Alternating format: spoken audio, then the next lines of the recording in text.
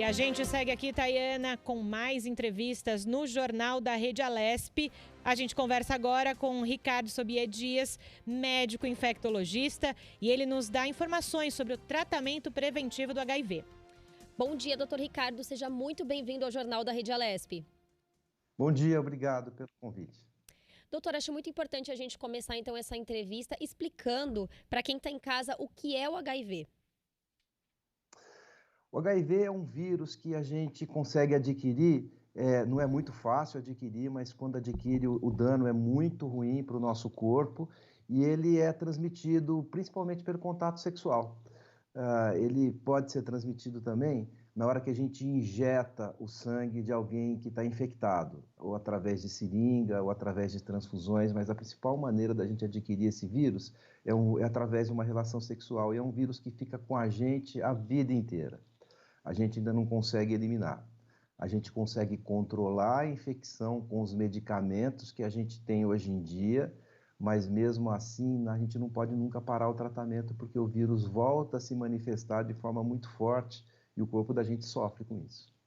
Nós convidamos justamente o doutor Ricardo para falar e repercutir um projeto de lei que tramita aqui na casa, o 10.920, de 11 de outubro, um projeto do deputado, então, Eli Correia Filho, que obrigaria as delegacias de polícia a informar as vítimas de crimes contra a liberdade sexual o direito de tratamento preventivo com a contaminação, então, do vírus HIV. Aproveitando o gancho, doutor, queria que o senhor falasse, então, para a gente como é feito o tratamento.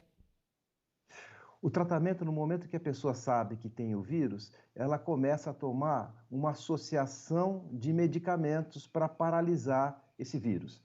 A gente chama essa associação de coquetel. Ela contém normalmente 3 medicamentos. Agora, você levantou um ponto que é muito interessante, que com os medicamentos, com parte desse coquetel, ou mesmo com o coquetel inteiro, a gente conseguiria prevenir a infecção pelo HIV.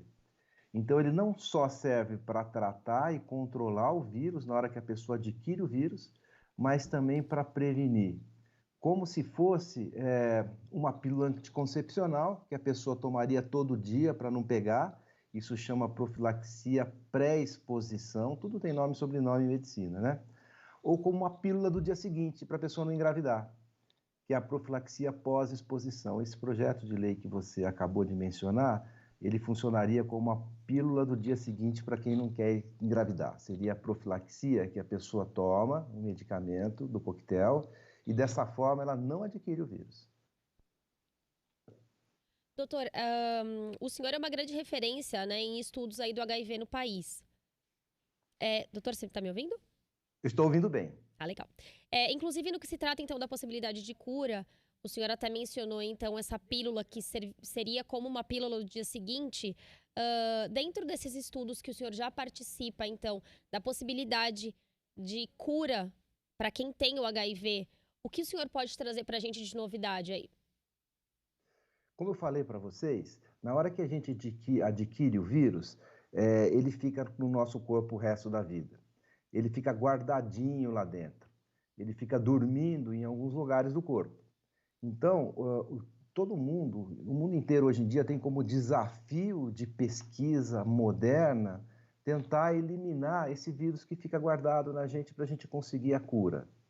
Hoje em dia a gente chama a cura de remissão sustentada do HIV sem antirretrovirais. Antirretrovirais é o tratamento do coquetel. Então a gente usa, por exemplo, nos nossos estudos, uma associação de intervenções com medicamentos, com vacina, para tentar diminuir a quantidade de vírus que fica guardado, dormindo no nosso corpo ou escondido no nosso corpo. Então, toda vez que o vírus se multiplica, o nosso remédio do coquetel mata o vírus. Agora, se ele não se multiplica, ele persiste. Então, o que a gente faz, na verdade, é eliminar essa persistência, às vezes até estimulando o vírus para que ele se multiplique e saia desse estado de latência, desse estado dormente. E aí a gente conseguiria diminuir a quantidade de vírus no corpo de uma pessoa, esse vírus que está guardado. Isso por si só já é uma coisa boa. porque diminuir a quantidade de vírus significa que ele vai ter uma quantidade menor de inflamação que esse vírus causa, mesmo na hora que ele está dormindo. E se a gente fizer isso de uma forma muito efetiva, a gente poderia curar a pessoa. A pessoa, na hora que a gente tiraria o tratamento, ela não voltaria a ter nenhum sinal do vírus. É isso que a gente tenta conseguir. Já existem casos de cura no mundo através de transplante de medula. 3 casos. Um dos pacientes, que foi o primeiro, acabou de falecer pela doença de base dele, que era uma leucemia. A leucemia voltou, né? É justamente a causa do transplante de medula dele, mas ele estava curado. Então a gente já sabe que consegue curar. A gente não vai fazer transplante de medula em todo mundo para poder curar as pessoas, porque isso vem com um risco grande, mas a gente pode tentar algumas alternativas semelhantes para poder eliminar o vírus do corpo de uma pessoa. E, doutor, como a Tayana disse agora há pouco, o senhor é uma grande referência aqui no Brasil de estudos sobre o HIV, coordena pesquisas com relação a isso. Aproveitando o gancho que o senhor falou de curados no mundo, né, que nós tivemos, como é que anda, então, os estudos aqui de HIV no Brasil? Antes da gente dar sequência, continuar falando sobre a lei. A gente tem vários estudos no Brasil. O Brasil sempre foi uma referência nessa geração de conhecimento. O Brasil não só sempre foi uma referência em tratar as pessoas, diagnosticar as pessoas e tentar de forma pioneira, inovadora, controlar a epidemia, mas também de conduzir alguns estudos. A gente conduz alguns estudos de tratamento com os medicamentos novos ou com estratégias novas. Toda vez que a indústria farmacêutica desenvolve algum medicamento, o Brasil sempre é um dos pontos mais importantes para a gente testar, pela quantidade de pessoas que a gente tem, pela equipe distribuída no Brasil inteiro de pesquisadores que conseguem conduzir esse tipo de estudo. Com relação a estudos de cura, a gente conduz estudos que são inovadores e que não são feitos de forma semelhante em nenhum lugar do mundo ainda, né? A gente vislumbrou algumas estratégias que são diferentes e que aparentemente tem tudo para dar certo, né? A gente tem evidências de que elas estejam dando certo, e nos nossos estudos de cura a gente está esperando um pouquinho abrandar a pandemia para poder recrutar uma quantidade maior de pacientes para reproduzir o que a gente já tem, que é tratar algumas pessoas com algumas combinações de tratamentos que a gente desenhou para poder controlar essa infecção e, eventualmente, até pensar numa possível cura no futuro dessas pessoas. Agora, doutor Ricardo, como a Júlia já citou aqui no comecinho da entrevista, o Parlamento Paulista aprovou, então, a Lei 10.920, né, de 11 de outubro de 2001, que obriga as delegacias a informar as vítimas de crimes contra a liberdade sexual sobre o direito, então, ao tratamento preventivo ao vírus HIV. Qual é a importância dessas vítimas saberem, então, desse direito?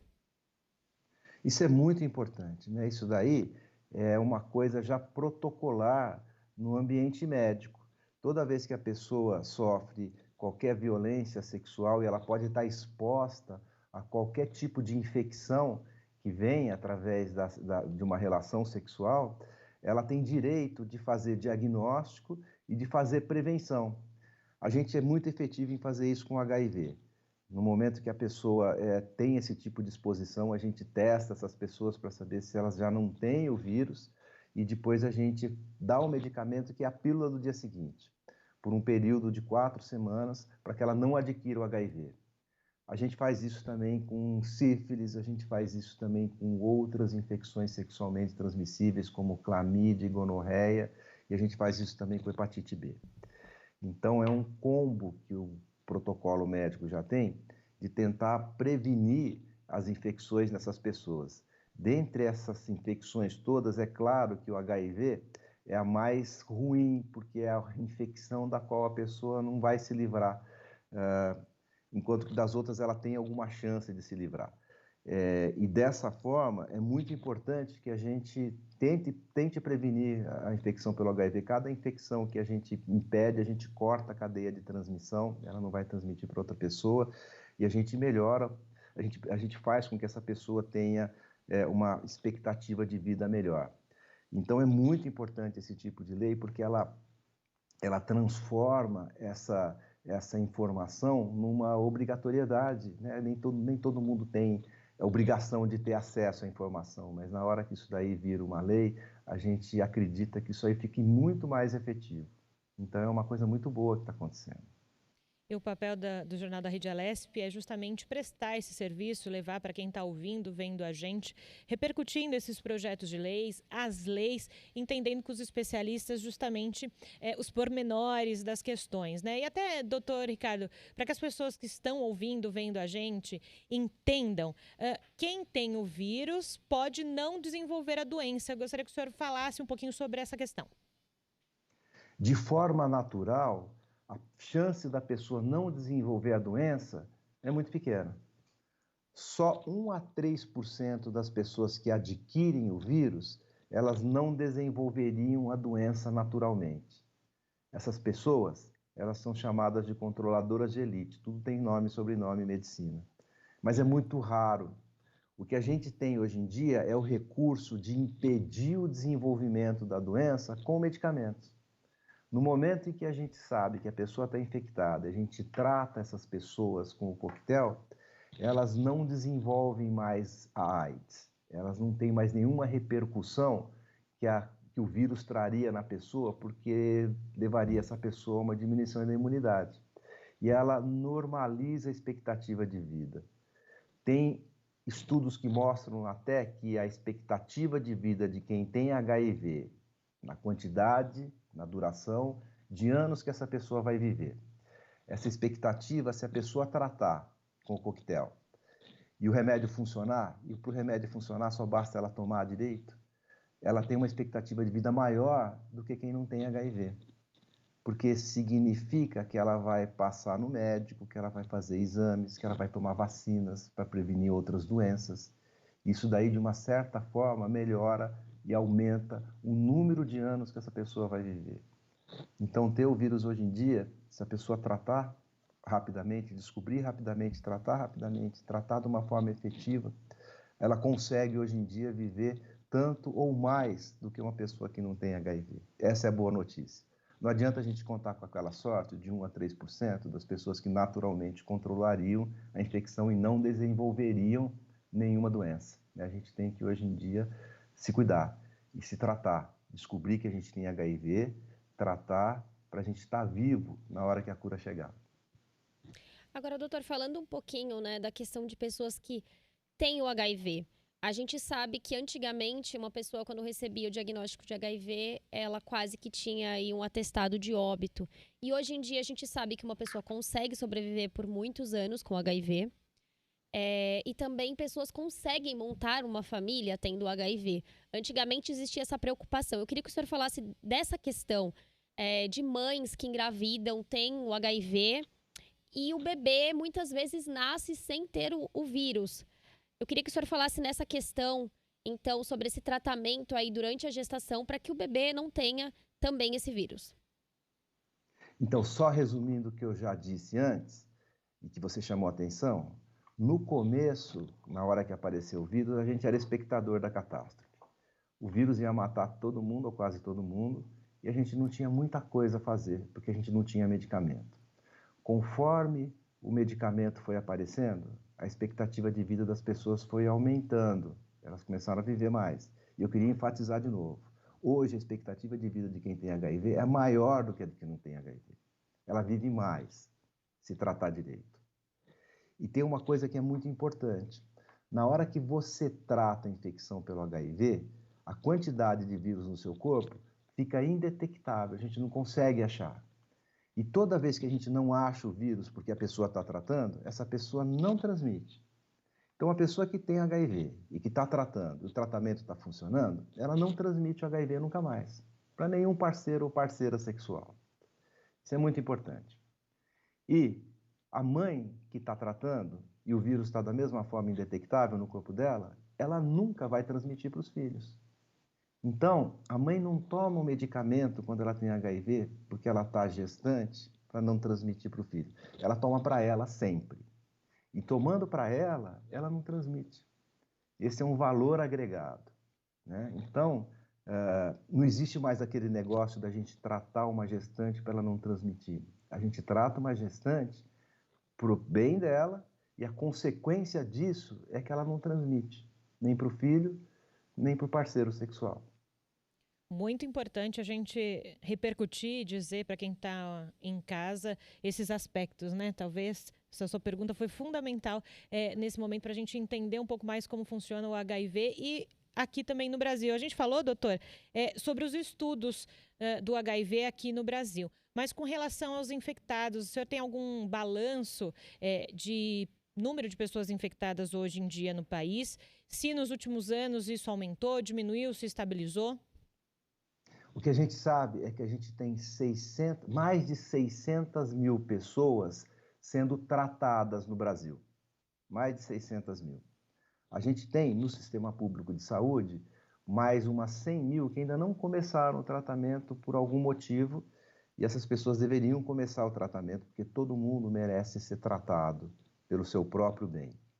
E a gente não tem uma estimativa correta de quantas pessoas teriam o vírus no Brasil. Existem estimativas oficiais pelo Ministério da Saúde, mas elas estão erradas, né? Porque elas falam que a gente teria 700, 800 mil pessoas infectadas no Brasil. A gente já tem mais do que isso em tratamento, em segmento. Então, esses números estão errados.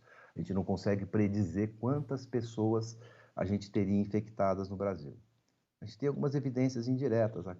Entre os doadores de sangue, 1 em cada 10 mil pessoas tem o vírus. Então, a gente poderia tentar extrapolar dessa forma. Mas, dentre as pessoas tratadas, essas 600 mil, mais de 600 mil pessoas tratadas, o tratamento está funcionando plenamente de acordo com os números oficiais em 72%. A gente esperaria que seria 90%, isso seria o ideal, porque se o tratamento funciona em 90% das pessoas, a gente diminui muito a chance da epidemia se expandir, porque, como eu falei para vocês, quando o vírus está indetectável no sangue, isso significa que o tratamento está funcionando, que é o que está ocorrendo nessas 72% das pessoas, a gente não transmite o vírus. Isso corta a cadeia de transmissão. Então, esses são os números oficiais que a gente tem. E os objetivos no mundo inteiro é a gente detectar a maior parte das pessoas que a gente puder, a gente testar e começar a tratar essas pessoas, porque essa é a única forma que a gente tem de diminuir a transmissão da doença. Tratar não é só bom para o corpo da pessoa, mas também tem esse outro valor agregado, que é diminuir a transmissão. Então, se a gente tratar direitinho, se as mães não transmitirem mais, e se a gente começar a desenvolver algumas estratégias que possam efetivamente curar as pessoas, a gente vai ver uma coisa que é inédita. A gente vai ver uma epidemia como o HIV surgir, a gente vai ver todo o dano que ela causou na população mundial e a gente vai ver essa epidemia desaparecer. Então, a gente tem essa oportunidade na nossa vida. E, doutor Ricardo, a gente está falando sobre essas nuances de tratamento do HIV. O senhor falou há pouco para a gente do quanto o Brasil está nessa rota mundial de também pesquisa, e é justamente isso que eu queria falar com o senhor. A importância da continuidade de pesquisas no estado de São Paulo e no Brasil, para esse bem comum, não só para o país, mas também para o mundo, né? O senhor que é um grande nome de pesquisa no HIV, como a gente já vem falando aqui, é importante ressaltar isso. E o quanto essas pesquisas, enquanto essas equipes, né, de estudantes estão debruçadas nas pesquisas com relação ao HIV, o quanto é importante tudo isso, né? Enquanto essa nossa questão se tornou muito latente nesses últimos meses aqui no Brasil com a pandemia. Isso é uma coisa interessante, isso é um dos aspectos talvez importantes e positivos, se é que existe algum, que a pandemia trouxe no mundo inteiro. A pandemia enfatizou a importância que a gente tem na geração do conhecimento, que é a pesquisa. Então, existiu uma tendência no mundo inteiro do dinheiro que era dedicado à pesquisa e diminuindo, não é só no Brasil, no mundo inteiro. E com a pandemia, isso praticamente se reverteu, porque a gente percebeu que para a gente lidar com situações emergenciais de saúde pública, a gente precisa ter conhecimento. A gente precisa gerar conhecimento e usar esse conhecimento gerado. Para o HIV isso é muito importante. A gente nunca teve muita dificuldade no Brasil em ter recursos para pesquisa. Isso é uma coisa boa.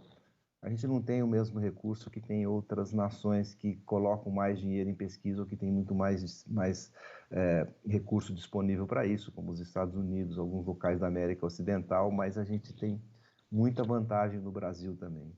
E eu acho que fica claro para a gente, principalmente no que a gente tem aprendido com a pandemia do coronavírus, é que a gente precisa cada vez mais dedicar o nosso tempo e os nossos recursos para poder fazer com que as doenças não atrapalhem a nossa vida. Que a gente possa, de uma forma geral, diminuir todo o dano que as doenças podem fazer com as pessoas, principalmente essas que podem ser evitadas, prevenidas. Agora, doutora, a gente sabe que o HIV, então, é uma doença que foi descoberta há bastante tempo. Foi uma doença que matou muita gente, né, quando chegou. E eu queria saber, então, doutor, depois de tantos anos aí de pesquisas também, o senhor, por ser uma pessoa que está por dentro de todas essas pesquisas, é um nome importante dentro dessas pesquisas, existe uma perspectiva aí de a cura, de chegar à cura daqui a alguns anos? Fala um pouquinho pra gente sobre isso. A cura, ela já foi demonstrada como sendo possível. A cura, quando ela chegar, ela não vai chegar para todo mundo. A gente quer tentar fazer com que essas estratégias de cura, né, que é a remissão sustentada do HIV sem antirretrovirais, ela seja expandida para o maior número possível das pessoas. Eu acredito que em 2, 3 anos a gente já vai ter a capacidade de expandir isso para uma quantidade maior de pessoas e a ideia é que a gente comece a escalonar isso daí. Mas a cura por si só, ela não é a solução para o HIV e AIDS. A gente tem que combinar um monte de coisa. A gente tem que melhorar na prevenção. E como eu falei para vocês, prevenção hoje em dia, ela passa até por usar remédio, usar medicamento. Ela tem que melhorar no intuito da gente tentar desenvolver Doutor, uma vacina. só um minuto, porque a gente tem que anunciar aqui que o Jornal da Rede Alesp agora faz uma divisão aqui de rede, porque você acompanha a CPI da violência sexual a partir de agora. Doutor, pode continuar, por favor. E aí, na hora que a gente associa a prevenção com o tratamento, que também aumenta a sobrevida e que também é prevenção, porque se a pessoa trata, ela não transmite. E na hora que a gente tenta desenvolver uma vacina que previna, a gente pode controlar isso daí e fazer com que o HIV suma da face da Terra. A gente não vai ter mais transmissão de mãe para filho, as pessoas tratadas não transmitem mais o vírus e as que tiverem cronicamente infectadas vão ter uma chance de ser curadas. Doutor, é interessante também nessa conversa, a gente falou há pouco de pandemia. Pandemia significa, a gente falou muito, né, Tayana, em pandemia de testes, não é? Claro que para a gente prevenir o HIV, você precisa descobrir que tem o HIV, né? Então, para o pessoal que está em casa ouvindo, vendo a gente, doutor, deixar bem claro como é que é feito esse diagnóstico. É feito por um teste? Eu posso comprar um teste numa farmácia? Eu tenho que fazer um teste de sangue? Como é que funciona? A gente tem hoje em dia centros de testagem no Brasil. Chama CTA, é Centro de Testagem e Aconselhamento. Existem vários. Em alguns hospitais, a gente pode achar na internet, a gente pode perguntar no posto de saúde onde existe isso. E nesses locais, a gente consegue fazer o teste rápido. A gente faz um teste, que usa o sangue normalmente, e a gente descobre em alguns minutos se a gente tem o HIV ou não. Esse teste está disponível até para sífilis no mesmo lugar e para as hepatites no mesmo lugar. Esses centros de testagem são a oportunidade que a gente tem de descobrir que tem o vírus. Existem outras alternativas. A pessoa pode consultar um médico e pedir para que o teste seja feito. Às vezes o teste é vendido na farmácia também, e é claro que a gente vai precisar de muita ajuda para interpretar esse teste de forma certa, para ter certeza de que o resultado está certo ou mesmo. Mas o importante é isso que você acabou de falar. A gente está numa ótima situação, a gente nunca teve um melhor momento para a gente descobrir se tem o HIV ou não. Porque na hora que a gente testa e descobre, a gente consegue, de uma forma muito efetiva, controlar o vírus. E quanto mais cedo a gente descobrir, mais perto da cura a gente fica. Se a gente demorar muito para começar a tratar, a gente fica mais com mais dificuldade para curar as pessoas, porque a quantidade de vírus escondido aumenta no nosso corpo com o tempo. Conforme o tempo vai passando, vai aumentando a quantidade de vírus. Então, dessa forma, é muito importante a gente fazer uma coisa na ordem mundial, que é testar e tratar. Então, a gente tem que saber que a gente está num ótimo momento, é o melhor momento que a gente já teve para poder testar e tratar, porque os testes são bons e os medicamentos são ótimos. E a gente consegue, hoje em dia, controlar aquilo tudo de ruim que o HIV traz para o nosso corpo. Doutor, e se o senhor tiver que deixar uma mensagem para quem descobriu que tem o vírus, assim como o senhor falou, é importante que a gente faça a prevenção. A gente sabe que, eu toquei até no assunto das gestantes, a gente sabe que dentro do pré-natal, oferecido tanto pelo SUS quanto pela rede privada, o exame de HIV para detectar o HIV faz parte do pré-natal. Então, fala um pouquinho da importância da gente ter, então, esses exames também no SUS e na rede privada. A gente sabe que também a mulher que faz lá o acompanhamento preventivo anual também acaba fazendo esse exame todo ano. Então, fala pra gente um pouquinho dessa questão.